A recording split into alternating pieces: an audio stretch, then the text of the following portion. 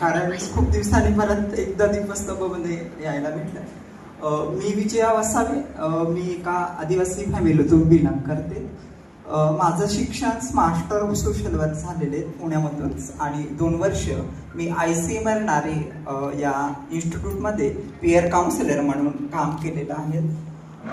तिकडे काम करत असताना तिथल्या मोस्टली ICMR नारीमध्ये scientist HIV related mostly research प्रोजेक्टला काम करत असतात आणि त्या ठिकाणी मी एक पहिलीच ट्रान्स वुमन म्हणून त्या ठिकाणी काम करत होते. आणि तिकडे सगळ्यात आधी मला सांगण्यात आलं की तू गव्हर्नमेंटसाठी प्रयत्न कर, पण तत्पूर्वी स्वतःची आयडेंटिटी जाहीर करता करता म्हणजे स्वतःला समजायला 26-27 वर्ष निघून गेले. कारण एक ट्राईब्स असल्यामुळं माझ्या सातपुड्यामध्ये कधी अशी पब्लिकली ट्रान्स वुमन म्हणून किंवा ट्रान्सजेंडर्स म्हणून कोणीही ओपन झालेली नाही. जेव्हा मी माझी आयडेंटिटी ओपन केली तेव्हा कुठंतरी सातपुड्यामध्ये देखील ट्रान्सजेंडर्स आहेत असं त्या ठिकाणी कळायला लागलं. मोस्टली ट्राईब्स म्हटल्यानंतर त्यांची रीतिरिवाज थोडीशी सिटी लाईफ पासून आजही अलिप्त आहेत आणि मी ज्या ठिकाणी बिलॉंग करते त्या ठिकाणी गुरु शिष्य परंपरा या गोष्टी नाहीत. त्याच्यामुळे कदाचित त्या ठिकाणी ह्या गोष्टी माहिती नसतेच. आणि इतकं वर्ष निघून गेलेत आणि कारण सकाळी उठल्यापासून संध्याकाळीपर्यंत एक ट्रान्स म्हणून जी जगताना अगदी 100 रुपयामध्ये येतात का 50 रुपये, अगदी 500 मुलापासून 60 वर्षाचं म्हातारापर्यंत अशा नजरेने बघत असतात. पण विजय टू विजया ट्रान्झिशन झाल्यानंतर खूप हिंमत यायला लागली आणि त्याच्यानंतर मग कुठंतरी स्वतःमध्ये खूप पॉझिटिव्हनेस आलात. कारण तुम्ही मोस्टली 12वी पास झाल्यानंतर कसं असतं की तुमचं करिअर गोल सेट होत असतात, तसं आमच्या बाबतीमध्ये होत नसतं. कारण आमचं लिंग आणि लिंग भाव दोन्ही मॅच नसतं. त्याच्यामुळे आमचं स्वतःच्या शरीर ट्रान्झिशन करण्यातच खूप वेळ निघून जातं आणि ज्यांची फॅमिली सपोर्टिव्ह असतील तर हे सगळ्या गोष्टी करू शकतात. पण एकटं सगळं सोसायटीला फॅमिलीचं आणि स्वतःशी लढणं खूप संघर्षमय होऊन जातं. त्याच्यामुळं मी आतापर्यंत 3दा सुसाईड केसमध्ये गेलेली आहे. जेव्हा मी माझं पास्ट डेज आठवते कारण आता मला हसू पण येतं की काय मी वेड्यासारखी करत होती. पण आलेली परिस्थिती म्हणजे पहिलीपासून तर पोस्ट ग्रॅज्युएशन पर्यंत आतली बाईपणे असणारी जी व्यक्ती एका मुलामध्ये जेव्हा आपलं एज्युकेशन घेत असते, कारण आतापर्यंत आपली एज्युकेशन सिस्टम ही मेल आणि फिमेलच्या ढाच्यामध्येच बनवलेली आहे. ट्रान्सच्या कन्सेप्टमध्ये कुठल्याच इन्फ्रास्ट्रक्चर अजून इंडियामध्ये उभारलेले नाहीत. माझ्या माहितीप्रमाणे हीच पहिली इन्स्टिट्यूट असेल की या ठिकाणी सगळ्या कॅटेगरीतली कुठंतरी दीपस्तंभ याच्या आधी अपूर्ण होतात असं मला वाटतं. कारण माझ्यासारखी रस्त्यावरती टाळी वाजवणारी व्यक्ती जेव्हा या ठिकाणी सर्वसामान्य व्यक्तींमध्ये जेव्हा कुठंतरी येते आणि त्यांच्यातले गैरसमज दूर होतात तेव्हा कुठंतरी खूप संवेदनशील आणि खरं सेन्सिटिव्ह हा सब्जेक्ट होऊन जातात. खरं तर एकतर आधीपासून इतकी शांत असणारी आणि सतत लाजरी कुजरी, कारण नेहमी निसर्गामध्ये वाढणारीच आणि त्या ठिकाणी 1% नशीबमुळे एकतर प्रत्येकांचा लाईफमध्ये संघर्ष तर असतं, पण ज्या ठिकाणी अगदी जंगलामध्ये वाढलेलीच आणि त्या ठिकाणी मला हे आठवत पण नाही की मी महाराष्ट्रातली पहिली ट्रान्स वुमन म्हणून कुठेतरी फुल नाही तर फुलाची पाकळी म्हणून आता डिपार्टमेंटमध्ये घुसले आहेत. खरं तर एवढा पॉझिटिव्हनेस कधीच माझ्या मनामध्ये नव्हता.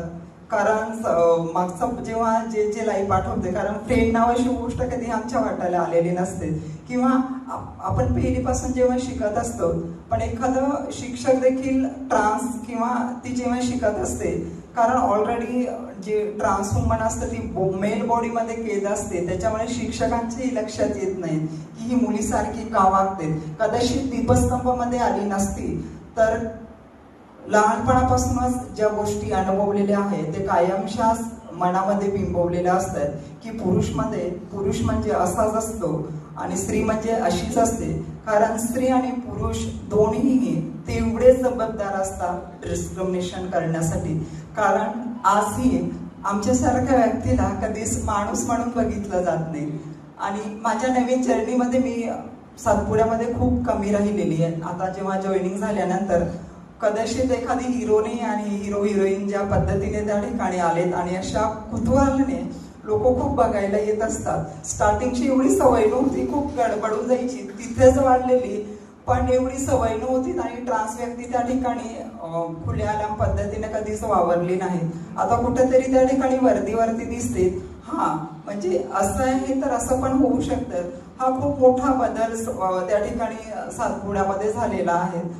मला खरंच कधी कधी खूप स्वतःला खूप प्राऊड फील वाटतं, कारण खरंच दीपस्तंभामध्ये आली नसती तर आज विजय कुठं राहिली असती.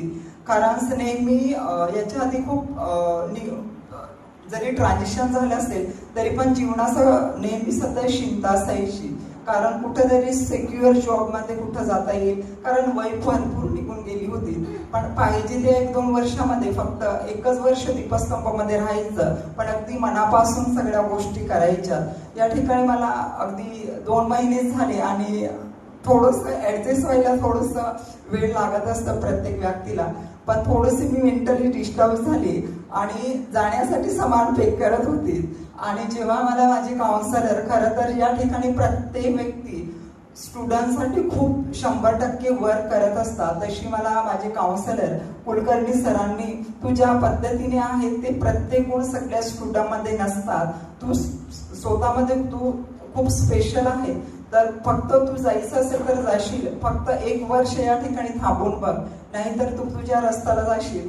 आणि शेवटी मग दीपस्तंभामध्ये जाण्याचं मी बंद केलं. आणि ज्या पद्धतीने मला यातल्या ठिकाणच्या स्टाफने ज्या पद्धतीने सांगितलं, अगदी संस्कारित मुलगीप्रमाणेच या ठिकाणी मी वाढलेली, कधीच कोणामध्ये जास्त माझं कधी भांडण झालेलं नाही.